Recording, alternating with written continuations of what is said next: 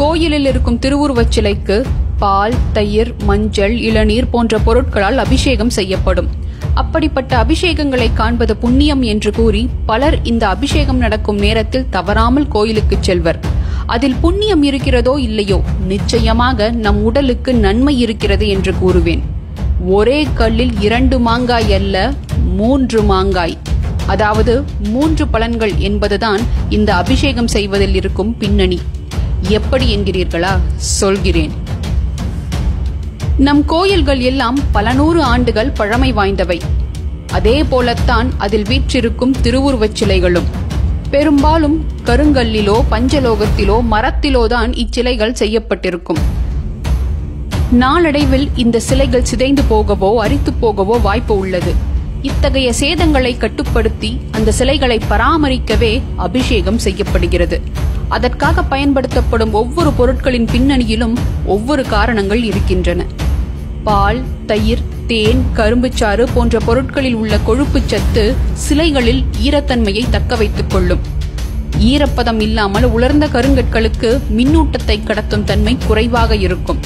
இந்த அபிஷேக பொருட்கள் ஈரத்தன்மையை தக்க வைத்து கருவறையில் மின்னூட்டம் தடையின்றி நடக்க உதவும். இளநீர், சந்தனம் போன்றவை அதிக வெப்பத்தினால் சிலைகளில் ஏற்படும் வெடிப்பை வராமல் தடுக்கும். அதை குளிர்விக்கவும் உதவும். மஞ்சள், திருநீறு மற்றும் குங்குமம் ஃபங்கஸ் எனப்படும் பூஞ்சைகள் சிலையில் உருவாகாமல் தடுக்கும். இதையெல்லாம் பார்க்கும் பொழுது இந்த பொருட்களைத்தான் அபிஷேகத்திற்கு பயன்படுத்த வேண்டும், அப்போதுதான் சிலைகள் பழுதடையாமல் இருக்கும் என முடிவு செய்ய ட்ரையல் அண்ட் எரர் முறையில் ஒரு பெரும் ஆராய்ச்சியையே நிகழ்த்தித்தான் நம் முன்னோர்கள் இதை வரையறுத்துள்ளனர் என்பது தெரிய வருகிறது. சரி, ஒரு சிலையை பராமரிக்க இத்தனை பொருட்களை வீணடிக்க வேண்டுமா என்று நீங்கள் கேட்கலாம். இன்றைய சூழலில் பல கோயில்களில் இந்த அபிஷேகம் செய்த நீர் பயனற்று போவது அதன் பலனை அறியாமல் போனதால்தான். ஆனால் அக்காலத்தில் இந்த அபிஷேக நீரின் ஒரு துளி கூட வீணாக்கப்படவில்லை. பழங்கால கோயில்கள் எல்லாவற்றிலும் அந்த கோயிலுக்கு சொந்தமான விவசாய நிலமோ கோயில் நந்தவனமோ அக்கோயிலை ஒட்டியே அமைந்திருக்கும். கருவறையில் இருந்து வெளியேறும் அபிஷேக நீர் ஒரு தொட்டியில் சேகரிக்கப்பட்டு கோயிலைச் சேர்ந்த அந்த நிலத்திற்கு எடுத்துச் செல்லப்படும். எதற்காக என்று யோசிக்கிறீர்களா? பால், தயிர், நெய், இளநீர், பஞ்சாமிர்தத்தில் இருக்கும் பழக்கலவை போன்றவை செடிகளுக்கு சிறந்த உரமாகும். கரும்புச்சாறு மண்ணை வளமாக்கும்.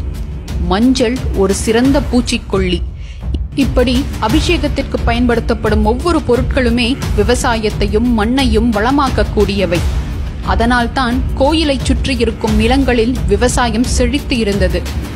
ரசாயனமில்லா இயற்கை விவசாயத்தில் உரமாக பயன்படுத்தப்படும் பஞ்சகவ்யம் இங்கே அபிஷேக பொருட்களின் பட்டியலில் இருக்கும் பெரும்பாலானவற்றின் கலவை என்பதை கவனித்தீர்களா? அடுத்து 3வது மாங்காய், அதாவது அபிஷேகத்தின் 3வது பலனையும் கூறுகிறேன். இந்த அவசர உலகத்தின் வேகத்திற்கு ஈடு கொடுப்பதற்காக ஓடிக்கொண்டே இருக்கும் நாம் ஒரு கட்டத்தில் வேலைப்பழு தாங்காமல் மன அழுத்தத்திற்கு உள்ளாகும் போது எங்காவது சுற்றுலா சென்று வரலாம் என்று யோசிப்போம். அப்போது நமக்கு உடனே நினைவிற்கு வருவது அருவி, கடல், மலை சார்ந்த இடங்கள்தான். நாம் எவ்வளவு அழுத்தத்தில் இருந்தாலும் ஒரு அருவியை காணும் போது, அதன் விஸ்வரூபத்தை தரிசிக்கும் போது மனம் அப்படியே காற்றில் மிதக்கும் இறகை போல ஆகிவிடும். இதே உணர்வுதான் கடல் சார்ந்த, மலை சார்ந்த இடங்களிலும் நமக்கு ஏற்படும். ஏன்? இயற்கையோடு நாம் ஒன்றுவதால் மகிழ்ச்சி அடைகிறோம் என்பது மேலோட்டமான காரணமாக இருந்தாலும், இவ்விடங்களில் இருக்கும் காற்று மண்டலத்தில் நடக்கும் விஞ்ஞான ரீதியான மாற்றங்களை நம் உடல் உள்வாங்கிக் கொள்வதால் தான் ஒரு விதமான புத்துணர்ச்சியை உணர்கிறோம். வாருங்கள், எப்படி என்று பார்ப்போம். அருவி விழும்போது நீரின் மூலக்கூறுகள் ஒன்றோடு ஒன்று கூடுகின்றன. ஆதலால் அங்கு இருக்கும் காற்று மண்டலத்தில் நெகட்டிவ் அயான்ஸ் எனப்படும் மின்னூட்டம் அதிகமாகிறது. நெகட்டிவ் அயான்ஸ் என்ற பெயரை வைத்து அது நம் உடலுக்கு கெடுதல் என்று யாரும் நினைத்து விட வேண்டாம். அதன் பெயர் காரணத்திற்கு எதிர்மறையாக அவை நம் உடலுக்கும் மனதிற்கும் நன்மை பயக்கக்கூடியவை. இந்த நெகட்டிவ் அயான்ஸ் அதிகமாக இருக்கும் காற்று நம் சுவாசத்தின் மூலம் இரத்தத்தில் கலக்கப்படும் போது செரோட்டோனின் எனப்படும் ஹார்மோனை அதிகமாக சுரக்கச் செய்கிறது. இந்த ஹார்மோனின் அளவு அதிகமாகும் போது நாம் மகிழ்ச்சியாகவும் நிம்மதியாகவும் உணர்வோம் என்பது அறிவியலின் கூற்று. அருவி, கடல், மழையில் நடக்கும் இதே ரசாயன மாற்றம்தான் கோயிலின் கருவறையிலும் நடக்கிறது. நான் முந்தைய பதிவில் கூறியதைப் போல இந்த அண்டத்தில் இருக்கும் காஸ்மிக் எனர்ஜி எனப்படும் பிராண சக்தியை விமானத்தின் கலசம் மூலமாக கருவறைக்குள் கடத்தப்பட்டு திருவுருவச் சிலையிலிருந்து நேர்மறை ஆற்றல் வெளிப்பட்டுக் கொண்டே இருக்கும். அப்போது திரவ வடிவிலான அபிஷேக பொருட்களும் நீரும் அதன் மேல் ஊற்றப்படும் போது அங்கிருக்கும் காற்று மண்டலத்தில் நெகட்டிவ் அயான்ஸ் அதிகமாகிறது. அதை நாம் சுவாசிக்கும் போது நமது மனநிலையும் மாறுபடுகிறது. எல்லா ஊர்களிலும் அருவியும் கடலும் இருக்க முடியாது. அதற்காகவே ஊர்களெங்கும் கோயிலை கட்டினார்கள் நம் மூதாதையர்கள். ஆனால் நம் இன்றைய நிலை என்ன தெரியுமா?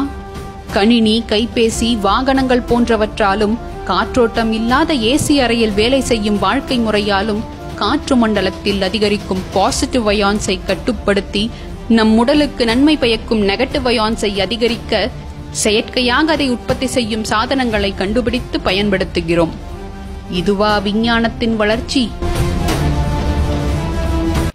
பெரும்பாலான இந்திய கோவில்களின் நுழைவாயிலேயே பெரிய மணி கட்டப்பட்டிருக்கும். நாம் நுழையும் போது இந்த மணியை அடித்துவிட்டு உள்ளே செல்லுவோம். கோயில் மணிக்கு பின்னால் என்ன அறிவியல் ஒளிந்திருக்க முடியும் என்று நினைக்கிறீர்களா? வாருங்கள், இதை பற்றி விரிவாக பார்ப்போம். கோயில் மணிகள் சாதாரண உலோகத்தினால் செய்யப்படுவதல்ல. கேட்மியம், ஜிங்க், ஈயம், தாமிரம், நிக்கல், குரோமியம் மற்றும் மாங்கனீஸ் போன்ற பல உலோகத்தின் கலவையால் செய்யப்படுவது. கோயில் மணியை உருவாக்க பயன்படுத்தப்படும் உலோகங்களை அப்படியே கலந்து ஒரு மணியை செய்துவிட முடியாது. இந்த உலோகங்களை எந்தெந்த விகிதத்தில் சேர்க்கிறோம் என்பதன் பின்னணியில்தான் அறிவியலே அடங்கியுள்ளது. ஒவ்வொரு முறை மணி அடிக்கப்படும் போதும் ஒவ்வொரு உலோகத்தில் இருந்தும் எழுப்பப்படும் ஒளிகள் ஒன்றாக இணைந்து ஒரு தனித்துவமான ஒளி ஏற்படும். அதனால் மணி அடித்த அடுத்த நொடி கூர்மையான மற்றும் நீண்ட நேரம் நீடிக்கக்கூடிய சத்தம் எழும். இந்த சத்தம் 7 நொடிகள் வரை நீடிக்கும். இந்த தனித்துவமான ஒளியினால் நம் இடது மற்றும் வலது மூளையில் ஒற்றுமை உண்டாகி நம் மூளையின் செயல்திறனை அதிகரிக்கும். அதனால்தான் கருவறைக்கு செல்லும் முன் மணியை அடித்துவிட்டு செல்கிறோம். மேலும் நாம் வெளியிலிருந்து கோயிலுக்குள் நுழையும் போது பலவிதமான சிந்தனைகளும் வீண் பேச்சுக்களும் மனதில் ஓடிக்கொண்டே இருக்கும். இவ்வாறு இருக்கும்போது நம் மனதை ஒருமுகப்படுத்தி தியானிக்கவோ அங்கிருக்கும் நேர்மறை ஆற்றலை உள்வாங்கிக் கொள்ளவோ முடியாது. நம்மை இந்த எண்ணங்களின் பிடியிலிருந்து வெளிக்கொணர ஒரே வழி நமக்கு ஒரு அதிர்ச்சியை ஏற்படுத்துவதுதான். ஆதலால் தான் கோயில் மணியை அடித்த அடுத்த நொடி எல்லா எண்ண ஓட்டங்களிலிருந்தும் விடுபட்டு மனம் ஒரு சாந்த நிலைக்கு தள்ளப்படுவதை எல்லோரும் உணர்ந்திருப்போம். இத்தகைய விழிப்புணர்வோடு கருவறைக்குள் செல்லும் போது நம்மால் நேர்மறை ஆற்றலை முழுமையாக அடைய முடியும். இங்கு நான் சொன்ன அனைத்தையும் நிரூபிக்க பல ஆராய்ச்சிகளின் முடிவை குறிப்பிட்டுள்ளேன். ஆனால் என்னை பொறுத்தவரை நம் இந்தியர்களின் ஞானத்திற்கு முன்னால் இந்த ஆராய்ச்சிகள் எல்லாம் தவிடு பொடி. செங்கனூர் பகவதியம்மன் கோயிலுக்கு சென்றால் மாதவிடாய் பிரச்சனை சரியாகும். வெண்ணி கரும்பேஸ்வரர் ஆலயத்திற்கு சென்றால் சர்க்கரை நோய் குணமாகும். கர்ப்பரக்ஷாம்பிகை கோயிலுக்கு சென்றால் குழந்தை பாக்கியம் கிடைக்கும், நல்லபடியாக குழந்தை பிறக்கும் என்று காலம் காலமாக நாம் வழிபடும் பழங்கால கோயில்களில் இக்கால மனிதர்களின் மூளைக்கு எட்டாத பல காரணங்கள் ஒளிந்திருக்கின்றன. ஆனால் என்ன செய்வது? காரண ரீதியாக சொல்லும் விடயங்களை நாம் யாரும் நம்ப மாட்டோம். அதுவே ஒரு அயல்நாட்டு விஞ்ஞானி வந்து நம் பழக்க வழக்கங்களுக்கு சான்றிதழ் கொடுத்தால் அதை கொண்டாடுவோம். நம் ஆற்றலை நாமே தெரிந்து கொள்ளக்கூடாது என்பதற்காகத்தான் நம் பழக்கங்களில் சில மூட நம்பிக்கைகளையும் புகுத்தி நம் முன்னோர்கள் செய்தது எல்லாமே மூட நம்பிக்கைதான் என்று நம்மையே நம்ப வைத்தனர். இனியாவது எது சரி எது தவறு என்று பிரித்து பார்த்து நம் அடையாளங்களை நாமே உதாசீனப்படுத்தாமல் இருப்போம்.